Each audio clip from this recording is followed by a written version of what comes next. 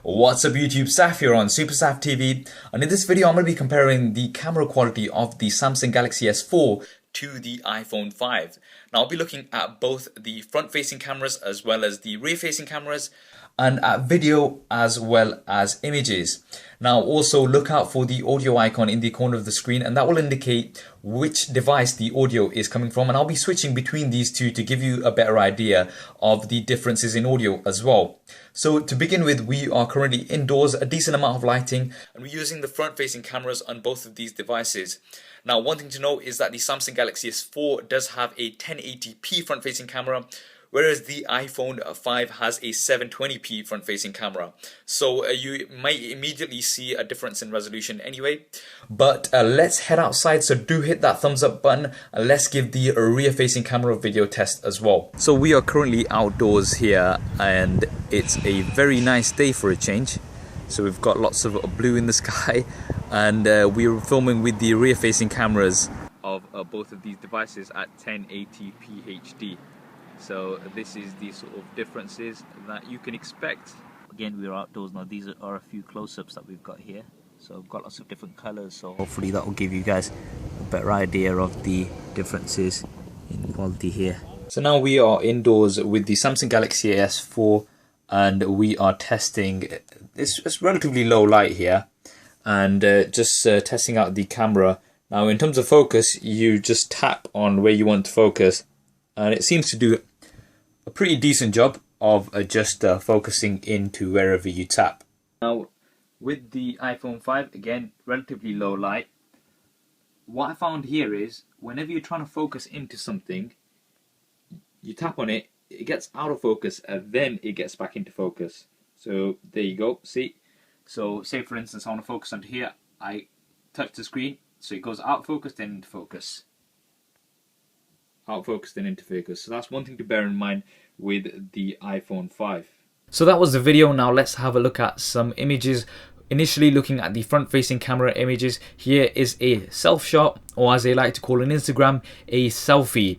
We all like taking selfies, don't we? Especially the ladies, with hashtags such as no filter and no makeup. I'm actually going to leave the no makeup hashtag because I'm not wearing any. But anyway, looking at the differences in quality, the S4 seems to be doing a better job of getting more accurate colors. The iPhone 5, I can see a bit of a yellowy orange tint on the image. Now it looks like a warming filter has been applied. I'm not sure if this is how the image is captured or if it's something that the phone adds later on. This is also present on the rear facing camera. So here are some outdoor images, and you can see the yellow in the flowers on the iPhone 5 is still going more towards the orange side. I think the S4 is doing a better job of getting more accurate colors from the yellow in the flowers. Moving on, an outdoor shot, wide outdoor shot here. Very similar here, you can't tell a huge deal of difference. The blues in the sky, a slight bit of difference there, not a huge deal. But one thing to note is that the S4 does have a 13 megapixel camera, whereas the iPhone 5 has an 8 megapixel camera. So although at full screen they will be looking quite similar, when you zoom into 100%, the S4, you're going to be able to zoom in further because of that high resolution, and it's going to have larger images compared to the iPhone 5. Indoors in good lighting. I'm not sponsored by Rubicon in any way. It's just my favorite drink, and it's a good variation of colors here, very bright colors. So I thought it'd be a good example. But anyway, looking at the quality of images, very similar. I think colors are looking pretty good on both. I think the iPhone 5 has a tad bit extra contrast, I would say, but generally speaking quite similar. Now looking at images indoors with low light. Now you can clearly see here the iPhone 5 does have better low light performance here for sure. The image is much brighter compared to the S4. Finally, looking at images taken indoors with the flashes.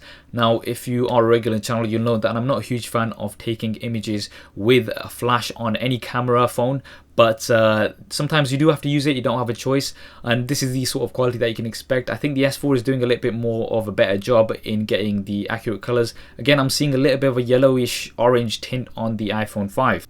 So that was my test of the cameras of the Samsung Galaxy S4 versus the iPhone 5. Personally speaking, I think the S4 is better overall. In terms of images, I think the S4 gives more accurate colors.